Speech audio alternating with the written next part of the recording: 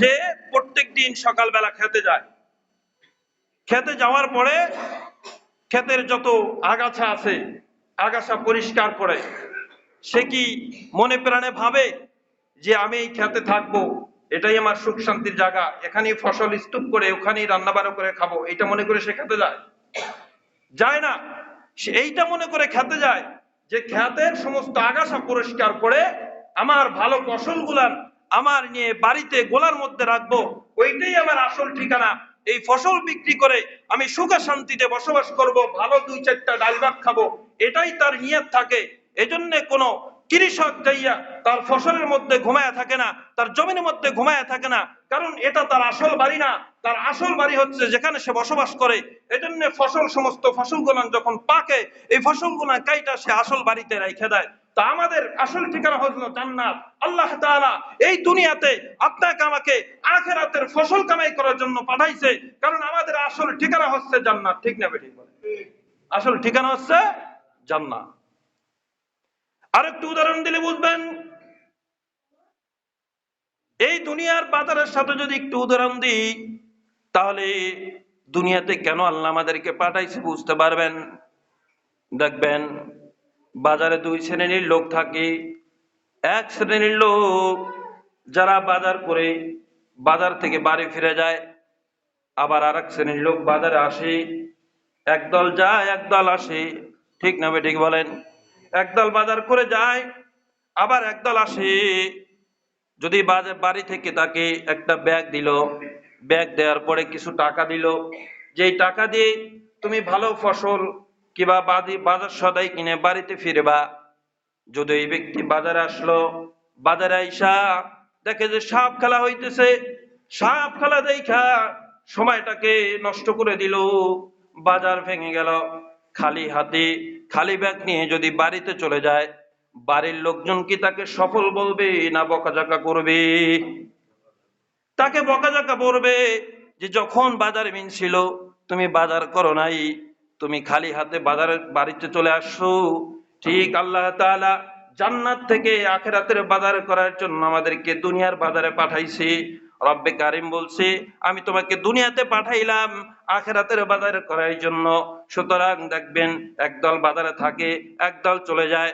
যারা দুনিয়ার থেকে চলে গেছে তারা আখিরাতের বাজার নিয়ে কবরে চলে গেছে, আর যারা জন্মগ্রহণ করছে তারা সবে মাত্র দুনিয়াতে আখিরাতের বাজার করার জন্য আসছে।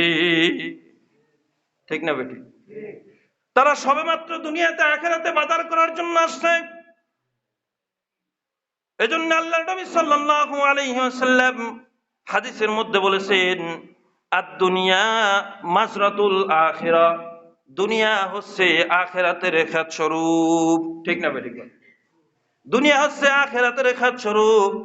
এখানে ফসল উৎপন্ন করার জন্যই আল্লাহ তাআলা মূলত আমাদেরকে পাঠাইছে। আখিরাতের ফসল কামাই করার জন্যই আল্লাহ তাআলা দুনিয়াতে আমাদেরকে পাঠাইছে। এখানে আসার পরে যদি কেউ দুনিয়ার মোহে পড়ে আখিরাতের ফসল কামাই করতে না পারে, ফেরেশতারা বলবে তুই সফল মুমিন হইতে পারো নাই, তোকে আখিরাতের বাজারে করার জন্য দুনিয়া পাঠানো হয়েছিল।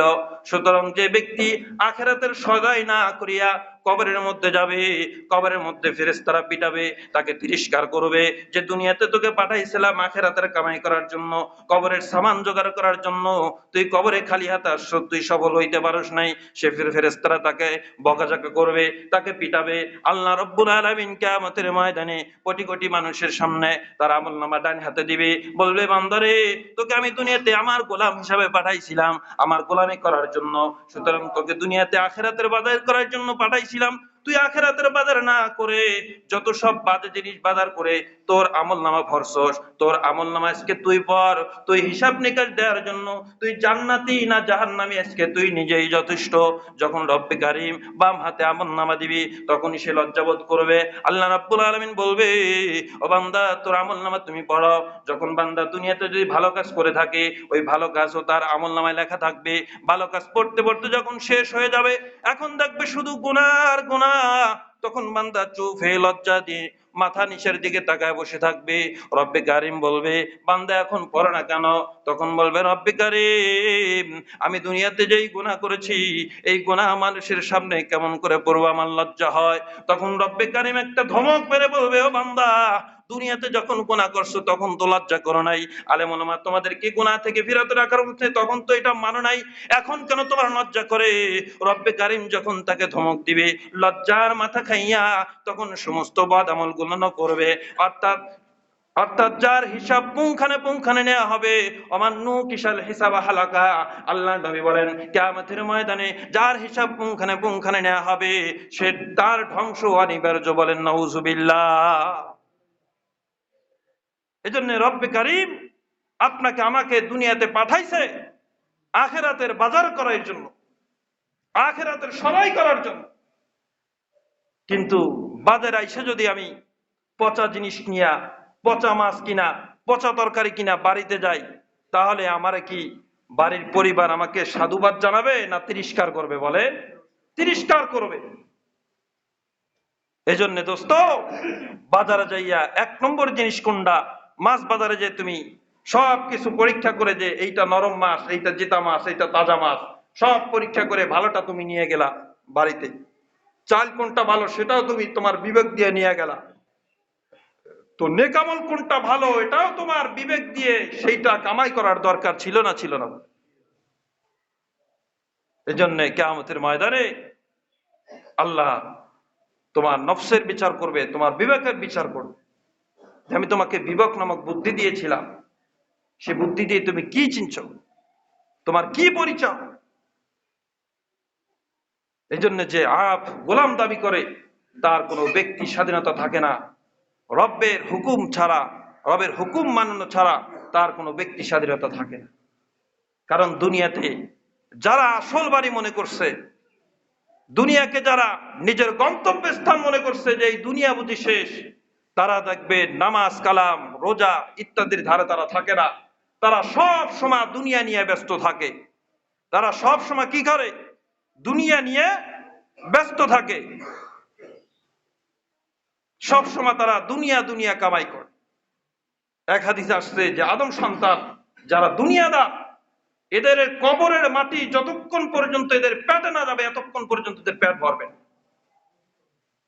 যদি দেশে একটা বাড়ি থাকে তার মনে আকাঙ্ক্ষা জাগবে, আমি ঢাকা একটা বাড়ি করতে পারতাম, এবার ঢাকা করছে, গুলশানে একটা করতে পারতাম, প্রত্যেক জেলা একটা করতে পারতাম। এরকম আকাঙ্ক্ষা তার বাড়তেই থাকবে। আকাঙ্ক্ষা তার কি করতে থাকবে? বাড়তেই থাকবে। অর্থাৎ যে ইবাদত বন্দেগী বাদ দিয়া শুধু দুনিয়া নিয়ে ব্যস্ত থাকবে, সে কোনোদিন সুখী হইতে পারবে না।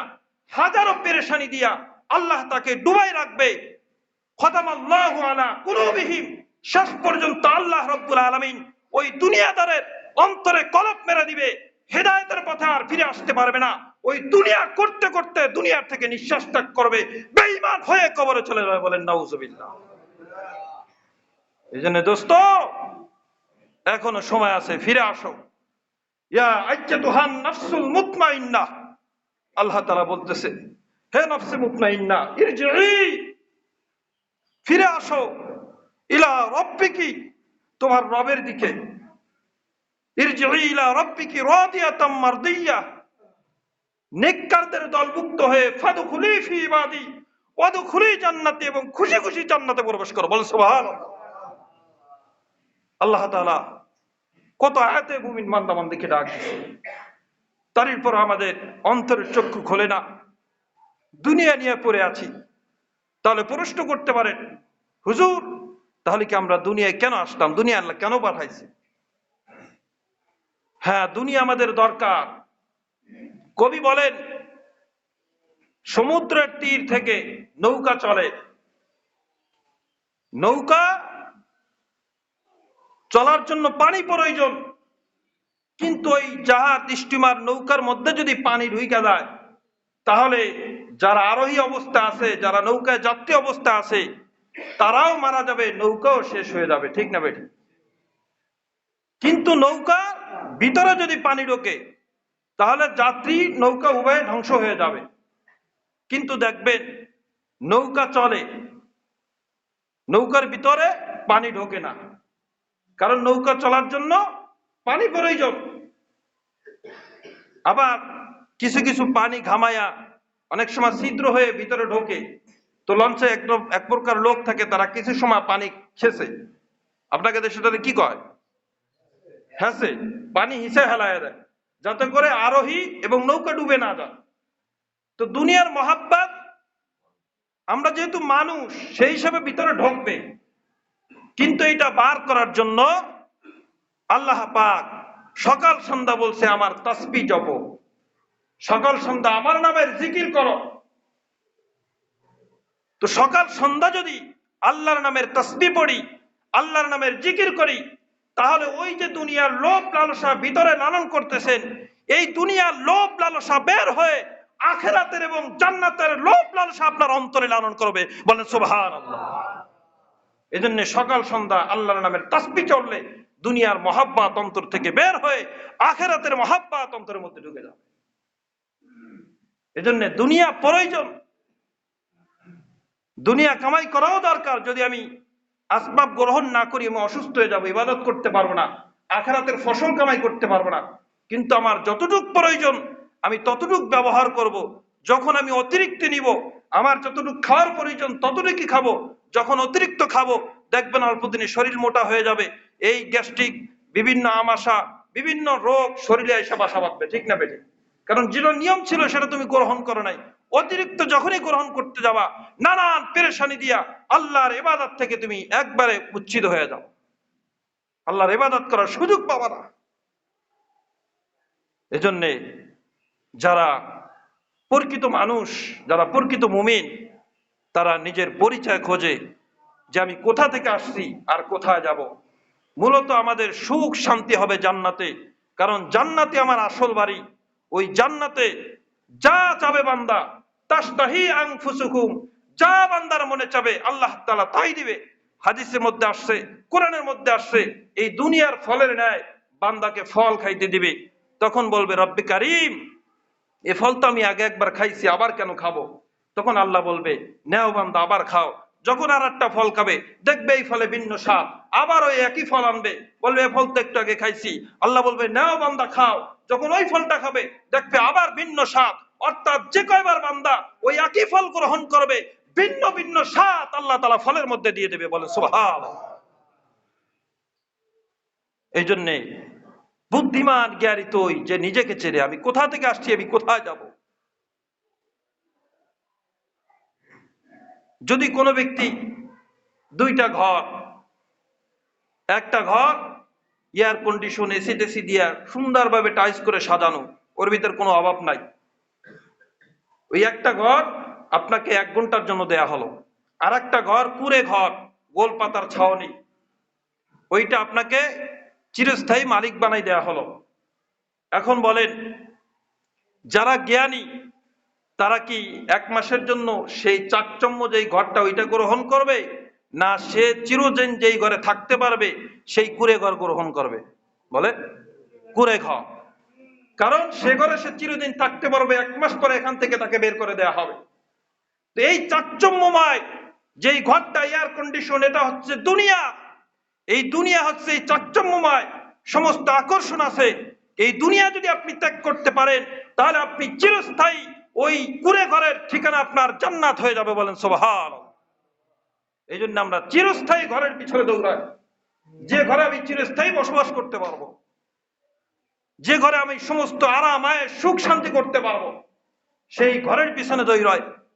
এই জন্য হাদিসে বলা হয়েছে জান্নাতকে মরুভূমি। যখন তুমি একবার সুবহানাল্লাহ বলবা তো জান্নাতে তোমার মধ্যে তোমার জন্য এমন একটা ফলের গাছ রোপণ করা হবে। হাদিসের মধ্যে আসছে যে একটা দ্রুতগামী ঘোড়া যদি 500 বছর দৌড়ায় তারপরও ওই গাছের ছায়া শেষ করতে পারবে না। বলেন সুবহানাল্লাহ।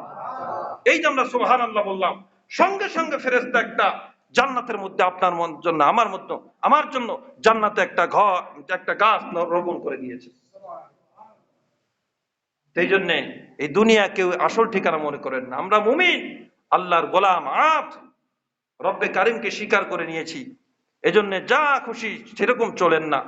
আল্লাহ কি বলেছে, রসুল কি বলেছে সেই অনুযায়ী আমল করেন।